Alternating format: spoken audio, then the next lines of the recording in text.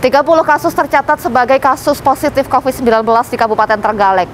Namun belum ada satupun rilis resmi varian Omikron yang teridentifikasi di Kabupaten Trenggalek. Apakah benar Trenggalek bebas dari varian Omikron atau ada hal yang terlewatkan? Selengkapnya untuk Anda.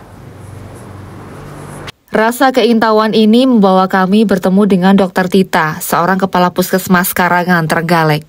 Selamat sore, Dok. Selamat sore. Gimana kabarnya, Dok? Alhamdulillah sehat. Alhamdulillah sehat, tapi kayaknya Jawa Timur tidak sehat-sehat saja. Ini rata-rata di beberapa daerah kasusnya naik COVID-19. Nah, ini kalau di Trenggalek.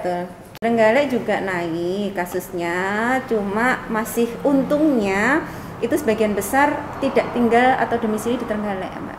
Okay. KTP-nya aja yang Trenggalek. Oh, artinya sekarang posisinya mereka itu berada di luar di beberapa kota. daerah, ada yang di Sidoarjo, ada yang di Malang, ada yang di Surabaya, seperti itu. Total kasus per hari ini? Kalau untuk Trenggalek 31. 31. Tapi kalau untuk Karangan hanya 3 sih sebenarnya. Nah, ini sampai detik ini 31 ini kasusnya varian Omikron atau gimana, Dok? Untuk menentukan varian Omikron itu kan tidak mudah ya, Mbak Bel. Oh, ada semacam prosedur.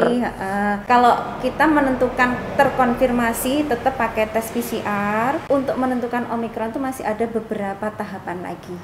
Biasanya sampelnya kita kirim ke Surabaya, ya. Kemudian kalau misalnya itu nanti dicurigai, masih dicurigai dulu, dicurigai kemungkinan Omikron, itu nanti masih diteliti lagi di UNER.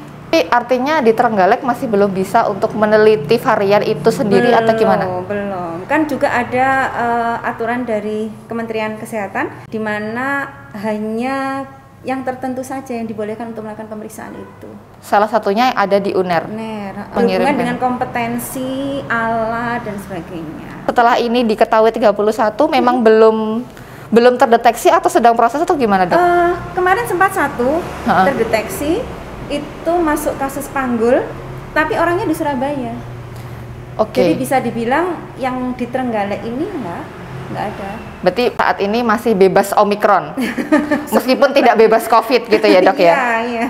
Tapi Dok, umpama Dok kayak alat tadi, baik mungkin maksudnya tadi terkait dengan kompetensi dan lain-lain. Tapi kalau misalkan ngelihat sendiri kasus di beberapa wilayah kan tinggi, apakah tidak memungkinkan jika seandainya Trenggalek itu ibaratnya kayak punya pengadaan atau bagaimana istilahnya, mungkin saya kurang bisa menyebutnya dengan tepat, gimana, Dok? Jadi ada beberapa alasan kenapa Trenggalek, tapi ini sebenarnya yang harusnya menjawab yang berwenang ya. Nanti saya akan konfirmasi, tapi nggak apa-apa, kita sharing dulu aja, Dok. Sebenarnya kalau Trenggalek ini kenapa mungkin tidak ada pengadaan? Yang pertama dulu karena memang kita tidak mendapatkan wewenang itu dari kementerian. Kita nggak ada SK itu untuk melakukan pemeriksaan itu pertama. Karena apa? Tentunya dari kementerian mempertimbangkan dari sisi sarana prasarana dan kompetensi. Kita belum memiliki kompetensi yang cukup untuk itu. Kemudian yang kedua memang mahal.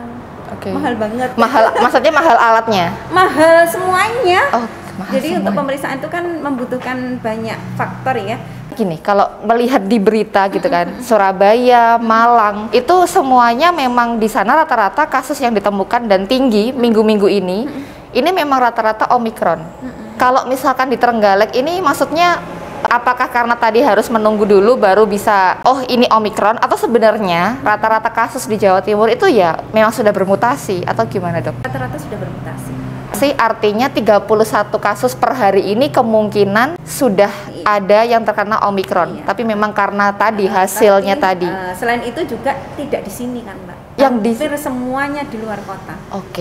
Artinya kalau misalkan nanti yang di luar kota positif dan masuk datanya di Trenggalek, berarti kemungkinan PPKM level di sini naik walaupun orangnya nggak di sini itu tetap ada, Dok. Karena kan datanya masuk ke Trenggalek, Dok, 31 ini. Ini gimana, Dok? Kan tapi orangnya nggak ada di Trenggalek ini, Dok. Ini gimana? Dari beberapa kasus yang kemarin rilis ya, itu sudah dilakukan pelacakan ya. Sebagian besar sudah dinyatakan sembuh. Hampir sebagian besar. Insya Allah nanti mungkin besok atau lusa ya. Insya Allah itu sudah berkurang. Tapi andai kata nih, Dok, orangnya tidak di Trenggalek, tapi karena KTP Trenggalek datanya masuk ke Trenggalek. Kalau misal kita melihat kategori PPKM level 1, 2, 3, itu kan bukan melihat dari orangnya di mana, tapi kan melihatnya dari jumlahnya tadi. Artinya kalau misalkan nanti yang di luar kota positif dan masuk datanya di Trenggalek, berarti kemungkinan PPKM level di sini naik walaupun orangnya nggak di sini itu tetap ada, Dok? Atau ada di mana? Sebenarnya untuk menentukan kebijakan level itu sebenarnya juga ada pembahasan khusus dari beberapa pengambil kebijakan. Dok, per kapan, Dok? 30. Saya kemarin dengar 30, sekarang sudah 31. Ini memang sudah dalam bulan Januari Februari ini atau masih per kapan, Dok? Untuk kasus yang 31 ini? Barusan rilis hari ini. Kalau minggu-minggu kemarin masih? Ya, masih ini kayaknya naiknya baru minggu ini. Untuk melengkapi informasi, kami juga bertemu dengan Dr. Andik, Kepala Bidang UKP UKM Dinas Kesehatan setempat yang juga mengawal perkembangan kasus COVID-19 di Kabupaten Trenggalek. Ya, silakan. Permisi, Dok. Ya, gimana kabarnya? Alhamdulillah sehat, Dokter juga sehat, nggih. Ya, selamanya kita sehat ya. Amin. Tapi ini kan Jawa Timur sedang tidak terlalu sehat ya, Dok ya. Sebenarnya tidak Jawa Timur tapi Indonesia. Nasional, karena ada kenaikan kasus COVID. Trenggalek ini sebenarnya sejak beberapa terutama 1 minggu terakhir kemarin sebenarnya kasusnya tidak terlalu tinggi ya, cenderung di bawah begitu ya. Jadi tapi kita tetap harus waspada supaya kasus ini juga tidak bertambah meningkat terus ya. Per hari ini tadi rekapitulasi data sampai siang tadi, tidak semuanya ada di Trenggalek ini domisilinya, ada 16 itu yang berdomisili di luar Kabupaten Trenggalek. Memang ini sistemnya auto rilis bersifat nasional, kemudian itu dari input data dari laboratorium pemeriksa. Input datanya itu menggunakan NIK pasiennya, KTP. Mungkin tidak menyebut alamat domisili sesuai dengan alamat di KTP. Diidentifikasi Omikron juga atau seperti apa, Dok?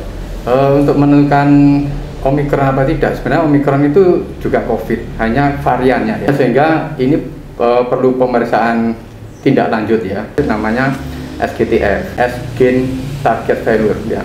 Itu dilakukan untuk menentukan probable Omikron apa tidak. Kalau memang itu positif dari SGTF, itu akan dilanjutkan dengan tes WGS. Jadi masih panjang Mbak Bella, Whole Genome Sequencing COVID-nya itu ya. Itu nanti laboratoriumnya sudah ditunjuk oleh Kemenkes, mana-mana yang bisa melakukan pemeriksaan baik SGTF ataupun WGS tadi. WGS ini butuh waktu kurang lebih 3-5 hari. Selama ini masih karena banyak spesimen sehingga tidak semua langsung dilakukan tes ini. Biasanya yang dilakukan adalah PPLN, kemudian yang nilai CT-nya di bawah 30. Diindikasikan mungkin dikhawatirkan Omikron, belum kita ketahui karena memang tidak ada tindak lanjut ke sana. Ini memang belum ditindaklanjuti, ini maksudnya memang karena tadi keterbatasan alatnya atau sedang antri atau bagaimana? Kalau ini belum ada riwayat latar belakang karena nilai CT yang di bawah 30 yang nanti akan ditindaklanjuti pemeriksaan SGTF tadi. Dok, ini kan maksudnya ini mungkin masyarakat juga bingung ya, kok ada mutasi varian baru dan lain-lain. Apakah maksudnya ketika COVID bermutasi menjadi varian Omikron ini artinya yang varian lama, yang Delta dan lain-lain itu kemudian sudah tidak ada? Jadi varian-varian yang lama itu tetap ada. Tadi, Dok, kan tadi rata-rata ada yang tidak di Trenggalek ya, Dok ya, karena dia didata berdasarkan NIK. Otomatis dia masuknya kan ke Kabupaten Trenggalek.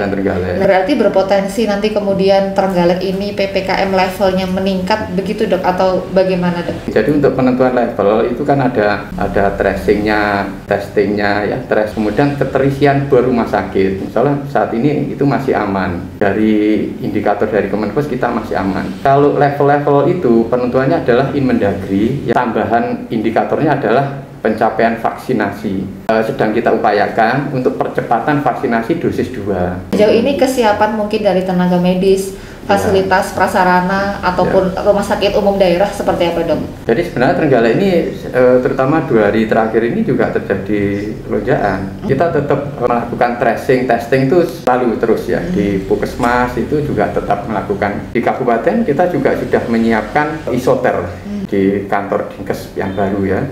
Untuk yang isolasi terpaksa memang isolasi mandiri sudah kita bentuk satu wilayah Puskesmas ada dokter sebagai dokter telekonsultasi, konsultasi lewat WhatsApp. Wilayah Karangan tambahnya ada 1, untuk yang Trenggalek tadi sekitar 31-an, itu juga data bisa berubah-ubah. Pandemi belum berakhir. Jaga imun, patuhi protokol kesehatan, dan lakukan vaksinasi. Salam sehat. Salam sehat untuk semuanya.